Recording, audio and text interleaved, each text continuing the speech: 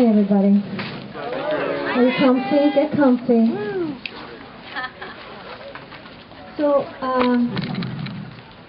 the drum majors asked me if I wanted to say a little something about Mr. Parks today, and I was happy to do that. I had him in DMA. I was a drum major in high school, and he was my band director here, and then he was my boss when I taught the color guard that long time ago. So I was happy to do it, but I thought I would just come and just tell some George stories. But as the day got closer, and we had another significant loss to the UMMB family this week, in the passing of our friend Jim Kierstead, who, you know, if you didn't know him, he was the epitome of a UMMB bando. He just was the band. So, and then word got out about the talk, and I started to get a little nervous. Because now it felt a little daunting, and I thought, well, gee, you know, there's no way I can relay who George Parks was. I knew him, I worked for him, I worked with him, and but I can't just tell you who was George. He meant so much to so very many people, and that meaning is so personal to every one of them, of us, of the alums, of the DMA kids that knew him. That we could all speak about him in a meaningful way. So instead of just doing a general talk about George, I decided that I want to address this to the current band members, who are, you know, you guys are my students now too, as your assistant director, and they may be curious about, you know, who is this guy who they named our building after. And to the alumni, you know, that may seem a little strange and a little shocking to hear that thought, but I want you to keep in mind that when Mr. Parks died, the freshmen were in 7th grade. So it's perfectly understandable that they may not know his legacy, they may not have seen his work. And but for me, it's important to me that you guys that are in the band now, at least hear maybe what it was like to be in the band when he was the band director, and why we do some of the things that we do. So, how do I explain in words what George was like, and can I tell you who he was? Well, I can tell you just by like Googling. If you Google George Nathan Parks, and I did, and this is what it says. Part of it says, Parks became the director of the University of Massachusetts Minuteman Marching Band in 1977 at the age of 24. And built upon a strong program that had been headed by John Jenkins, who is still around. If you haven't met John Jenkins, fantastic teacher. And he was the band director before Mr. Parks. Parks was a professor in the Department of Music and was the recipient of the university's Distinguished Teacher Award in 1989 and the Chancellor's Medal for Distinguished Service in 1997. The university's Alumni Association, those guys over there, named him as honorary alumnus in 1997. But that doesn't tell you why he was chosen at such a young age for such a big job, and why he was considered a distinguished teacher and such. To know him, I think you really need to see him in action. You need to see George Parks. You need to hear him. So I wish there were a way for me to do that for you right here. But again, Google is our friend, and you can find some videos of George in his element. There's a really great one of him as a very young man. When he was drum major of the Reading Buccaneers, and it's him talking about, you know, what does drum major do, and they're not just talking about it, they show him in action, and you hear it, and you see his eyes, and if you see his eyes, you get it. He was a bundle of energy. He was energy. It just came out of him like that, and he was all wired up like that, and it just, boom, would shoot right out of him, and you're like, okay, I can do that. I got that. I'm on it. So if you get a chance, please, please, please go and find some videos of Mr. Parks. He was just electric. I mean, right, talk about your dynamic drum major, which is the name of his book. Right? So he was a showman from way back, you know, kind of like a P.T. Barnum. His goal was to get the audience on their feet and excited about what they were witnessing. And in order to do that, he had to get his performers to be exponentially more excited than the crowd. So then he himself, as a drum major, and his drum majors had to whoop up the players who would get the crowd on their feet. So that's how his energy was. So let me see, what else? Oh, what did I say? They get so excited that the audience were throwing their babies. That was the thing they would say. They're throwing their babies at the band. They love us so much. Did you know he played the tuba? Do you know maybe a little bit about the general personality traits of a tuba player? No, nothing? No, yeah. Well, then, you know. Did you know he could ride a unicycle? That was super cool. Did you know he would ride a unicycle sometimes when we were parading? Did you know that he would conduct the band at post-game standing on the edge of the wall of the stands? You know, like, okay, so here's the field, and then the track, and then those steps that you walk up, and then there's that wall, you know? He'd stand on that and conduct. And jump, yes, and he would jump. And then when he'd stand on the podium, he would jump, like he jumped when he conducted, he just did, and he would get really, really high, lots of great air. But my personal favorite was when he would conduct and stomp his left foot. He would just be like stomping that foot to get the energy out. That's a move. Did you know he was maybe a little rebellious? Like a Puck? Shakespeare's Puck, you know? Like a little Peter Pan. The Alumni could tell you lots of great stories about George being told no. And then maybe he'd get a little gleam in his eye, and then he would make it happen. Right? Lots of stories. Harvard, band on the field. King's College when we went down, and they didn't really want us on the field, so he just like took over the downtown. Phantom, that was one of the years that I was teaching. We did Phantom of the Opera, and it just rained. It just always rained, and we had this great show. So it was post-game, I think. Must have been. And it was like it had rained, and we didn't have turf. It was just mud. And so we thought maybe we'd do a standstill, and some bando must have gone, "Aw." So George was like, "Set it up!" And there were people sliding and losing their shoes, and both shoes, and my coat guard were wearing white dresses. I had one on too. It was mud from here to there, and they had these shawl things that they had to pick up from the mud, put on their heads, and sit around with them. And my guard captain was like, at the end of the show, mud all in her face. Yeah, that's the way we did it. So P.T. Barnum, right? The show must go on. But he was also about discipline too. It had to look uniform. We had to do it the same, or the effect is not as strong. You may have heard that once or twice in your life here at UMass, right? Feet together. Your stomach is in. Your chest is out, etc. Everybody's is. And he was all about the response as well, right? Get them to respond. If you have to vocalize something, and I mean you, if you have to vocalize something back, that instantly engages your brain in a way that just thinking about it doesn't necessarily do. It also forces you to take in a breath, increasing your oxygen supply, and forces you to expel energy to say the words, thereby keeping your energy level up. Right? It gets you going. Like right now you guys are all sitting and you're like, what? We, on the discipline side, we were to call him Mr. Parks and nothing else. It took me years after being on staff to just call him George to his face. He was Mr. Parks. We stood at attention and we waited for him to finish speaking. We did push-ups, sort of. He'd be like, give me 10. We'd get to like 3. Good, everybody up. He was quirky and he could be really funny, keeping the band going. He had it during a tough rehearsal. Because band had to be fun. That was the point. It had to be fun. But excellence was also expected, right? Energy, enthusiasm, and excellence. And sometimes those last two would battle for superiority, right? Sometimes the enthusiasm was a little more important than the excellence, and vice versa. But energy was always a must, and he had plenty. Mr. Parks gave fantastic pep talks. I mean, he was the master. I wish I could remember his words, but I remember his general style and how he would modulate his voice and use lots of dynamics, changes, and ask for your eyes. Give me your eyes. And whatever he said, he figured out a way to get straight to your heart and make you feel whatever he wanted you to feel in that moment. You felt it.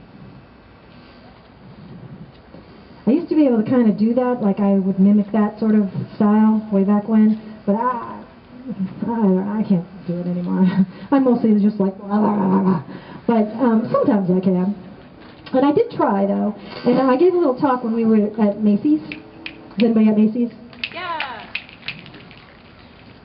Cool, baby. And during our rehearsal, we were in the rehearsal for those who are not, gosh, I guess that's seniors, right?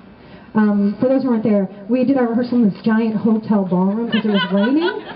Oh, thank God for the ballroom, man, because it was raining, and cold. But we were in this giant ballroom, and, you know, I had been teaching the Guard. It was my first year back, and I was just helping out. But I wanted to talk to everybody a little bit about, you know, why we stand the way we do, and what their role as a performer in the UMB actually is. So I gave this little talk about how it's your job to give the audience a gift.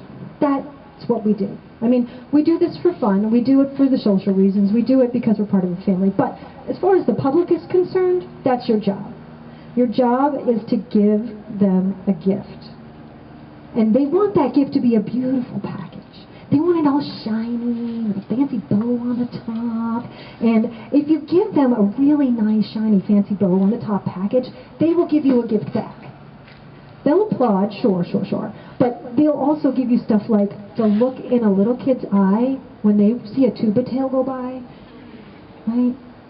Or you're just going by and that kid looks up and goes, I want to do that when I get big. That's a huge gift. That's a huge gift back to you because of what you gave to them. So what I was trying to get everybody to do, mostly in my teacher tech mode, was like, for crying out loud, will you just stand still? That was what was in my head. But what I was also trying to tell you is why you got to stand still. Because if one person, one out of the 350 of you, scratches their nose or drops their Shako, everybody's going to know that, and boom, the magic's gone. Right? So that was the point. But I tried to use a little bit of George there to get that point home. And to that one person who may think, well, there's hundreds of us here, and I'm in the back, and maybe I don't have the energy of those first trumpets, or maybe I'm not as enthusiastic as those tubas, or maybe I'm not as excellent as the color guard. But, so they're not going to notice me. But yeah, they will. They will. Because somebody, somewhere, has their eye on you. Because you're on a stage. You're on a football field, from here to there, and front to back, and someone's looking at you. You're in a practice field where we're trying to clean drill, or we're trying to get an effect from you, and you're like maybe not feeling it. Someone's looking at you. You can see that, and then we have to do it again, because now everybody needs to work a little harder. So please don't ever think that. You are not invisible. When you are part of this group, you're not invisible. You're part of the gift. And you got to give your best. This is what I learned from Mr. Parks. So he's known in this world as the drum major's drum major, right? And that was his thing. He did this, and he did in the summer. He trained kids how to be drum majors. But what is a drum major? Well, they conduct, sure. Marching, absolutely. But if you ask one of his UMass drum majors, and there are a few sprinkled around today, they might say something like that a drum major does all of that, sure. But a drum major also spends a lot of time solving the problem. Get it done. Those were his catchphrases. And carrying long rangers and ladders. That's their other most important job. Just kidding. His leaders need to be an extension of him, and he couldn't be everywhere, so he set the drum majors up to do it. They warmed you up, they set up everything that needed to go, and they anticipated any need for the performances and did whatever was needed to make sure that the performance went off without a hitch. And if there was a hitch, they just played right through it, except the audience would never know. He would know, but the audience would never know, right? And you learned how to think on your feet with George. How to create a plan B, a plan C, a plan D. Because here's a star thought. If you fail to plan, kind of fail. For reals, right? Star thoughts they're not Hallmark cards or bumper stickers. They are for real. if you think about the message. It's going to teach you something that you need as a leader or a person or a student or a parent. Boy, do I use star thoughts as a parent. I don't tell my kids that's a star thought. But I use them. Absolutely. Absolutely. Because you wanted things to be as close to perfect as he wanted it to be. And God knows you didn't want to have one of those little chats if something went wrong. Now, he wasn't mean, and he wasn't a yeller or anything like that. But, you know, he, like me, we had a certain something in common that may be associated with a certain temperament. I don't know. But, so, you know, he could get his blood up if there was a mistake. And you can bet that you would never make that same mistake again.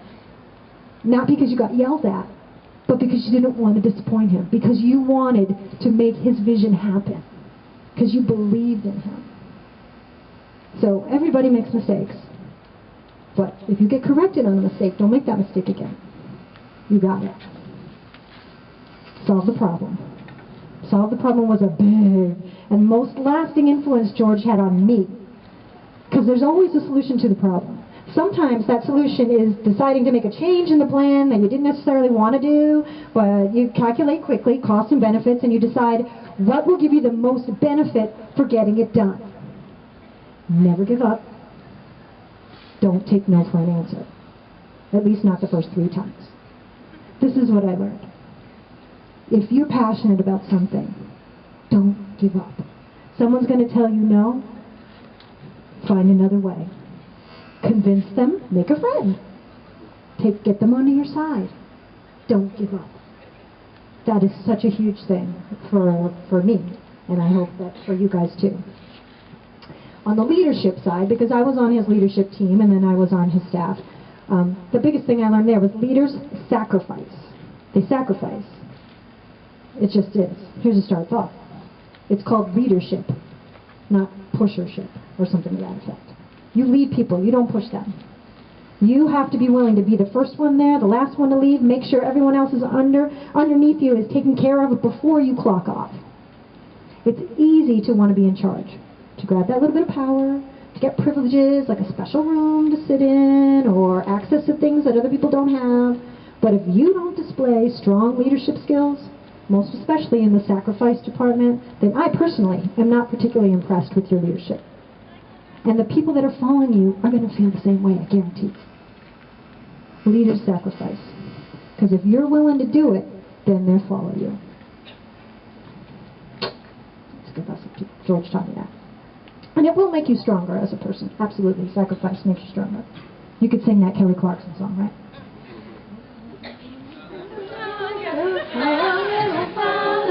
There you go. Okay, so along with all those things that I learned from him, he was my guide, how to be a better teacher and a motivator. The aspect of George Parks and what he created in this marching band that has fundamentally changed me as a person was his role as a mensch. What's mensch? Mensch is a Yiddish word. And I know Heidi Sarber is somewhere out in the world going, why is that little Irish girl saying the Yiddish word? Mensch. A mensch means to be a human being. A mensch means to have integrity and be honest and caring. George Parks was a mensch. He would do anything for anybody. He would give his shirt off his back for anybody. He was a mensch. He cared about everybody. Band is for everybody. It's not a catchphrase. It's for real. That's what he really felt. And in that band, with George Parks, you had to learn how to treat people well. You were told to make a special effort to thank the cafeteria workers and to hold the door for people behind you. Right? You hold the door. It's not that hard. It's kindness. Because then they'll smile, and you'll smile, and everybody feels great, and nobody gets hit with a door. There's practical aspects to all of this as well. And you will hug. You'll hug everybody in the band. There's so much hugging, lots of hugging. And you will make 300 friends. See, there's all the hugging. So what, right? So what? Well, before I got to band, I wasn't a bad person. I wasn't a mean person. I was a really, really shy person. And I was a cynical person. I came from the color guard world of hypercriticism and snark. Before snark was a word. And I didn't really go out of my way to be mean to people, but I also didn't really go out of my way to be nice to people either. And here, I learned to make that effort to be nice. To go ahead and put myself, be a little bit more extroverted and smile at somebody I didn't know. Or help somebody if I saw somebody needed help carrying something, or if I saw somebody dropped something, I'd pick it up and help them. Before that, I would have just been like I dropped that thing. And just to make somebody smile, just because, to be kind. And when he was talking to his leadership, he used to talk about the word sarcasm with us every year. And he asked us not to use sarcasm when teaching. It can be really hard to be a young adult or an old adult or any adult to not use sarcasm. But, he would say it like this. The origin of that word, sarcasm, is to tear flesh. Sarka, to tear. It's painful. And it's not always helpful, especially when you're teaching new members. So remember that. Sarcasm is great, but it has its place. I also learned how to sit in the front row of all my classes, look at the teacher, and right in the eye and say, teach me.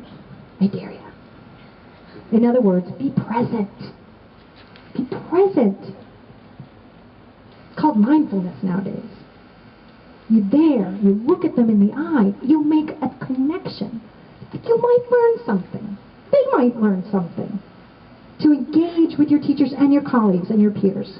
This may seem silly to some people, but for me, it changed my life. It absolutely changed this introvert's life. So, now I talk about this place. When I was in band, we lived here, which is why I wanted to stand on these steps, and it was amazing. It was kind of old, and it was very old, and it was kind of broken, but it was amazing. And then, the building was just deemed not safe. They couldn't stay, so the band had to go. And for a long time, they didn't really have any place. And then they had Grinnell, and Grinnell got fixed up. And then we got the building. And George made that building possible. He did everything, including asking people for money, which he did not like doing. He really did not like doing it. And he would not want me to make a big deal out of this. He'd be mad right now. He'd be shooting me in the evil eye right now. I know it. So I'm not going to make a huge deal out of it. But I have a little bit of rebel in me too, so I'm going to tell you that I think that you guys that are in the band now need to know that this program made do for many, many years. You need to know that sacrifices were made, and lots of alumni and other benefactors contributed so that band building could be built. And it's not like the other buildings on the campus. That thing was birthed with hard labor and love. And we are so fortunate to be benefiting from it now. It is a fine building with a great name. Now, you guys call it GNP, and I'm still having a little hard time with that. I call it the band building, or just the building, or maybe I'll call it the Parks building now. I don't know. But that's just me. I have my own issues about that. Come on, Beast. Hang on. So, who was George Parks? Well, I hope you know a little bit more about him now. He was a force. He just was an absolute force. He made band so much fun that I wanted to come back almost as soon as I moved away from Massachusetts. I was gone for 12 years. And I moved away, and I was like, oh, man, I need to get back there. I had this most fantastic journey, doing all sorts of things, go to music school in a different place. We lived all over the country. But all the time, I just like, I just want to go back to UMass. And I feel so incredibly fortunate to be back here. And not just back here, but back here with this family. Near my own biological family, but with this family and working with you guys again. I didn't even talk about the artistry, did I? Well, we made theater, and it was really fun. It was all about the theater, right? The art. That was really good. Another time, we'll talk about the art. So now that you know a little about them, you can draw your own comparisons of what we do now with what we did then. A whole bunch of what we did then, we still do, which is great. We're big. We're bigger now, actually. We're much bigger. We're about 100 people bigger than when I was in band. Maybe a little bit more. And we are loud. And we are very entertaining. We foster leadership skills. and we are kind, and we are still a family. George created it as the power and class. Emphasis on both words equally. And we're still that. So I don't know how my way got started. There are alums, I'm sure, that can tell you that story. I don't really know. But all I know is, well, I used to go to Micah, and they would, the UMass show, the UMass band would come in, and like everybody's jaw drops and everybody's all excited. And they would do my way. I just loved that. And that song was just so perfect for Mr. Parks, because, you know, he just did stuff his way. He just did. And when I moved back in 2013 and came back to the band, I couldn't sing it. I just couldn't do it. I cried every time. I couldn't do it. Now, I was about 3 years behind everybody else, because I didn't live here in 2010. And I was like 3 years behind the grieving process. And it was still pretty fresh to me. So I could watch Tom conduct it, and I felt so comforted that he was there doing that, but I couldn't sing it. And it was like that probably up until last year, even. And slowly my feeling about my way changed from, that's George's song, to, that belongs to them. And it happened as I was watching the seniors sing that song after their senior show, and they would stand directly across from a line of alums.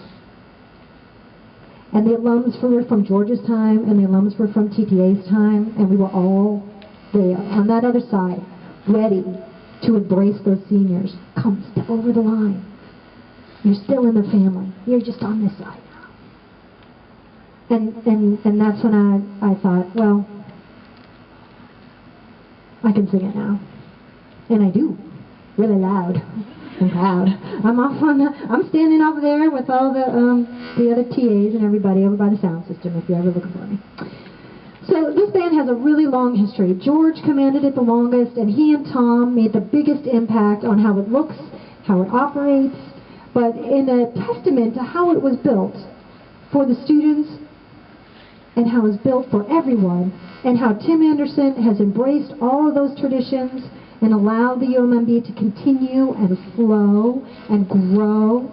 The band will forever thrive to show its power and class as long as we as a tribe continue to tell the stories and engage each generation, sharing our memories and accepting and enjoying each baby band's way of doing it. We all have our way. And every year it's a little bit different. But also every year it's very much the same. And that's because that's the way it was built. So thanks for letting me talk about Mr. Parks. I really appreciate you guys coming.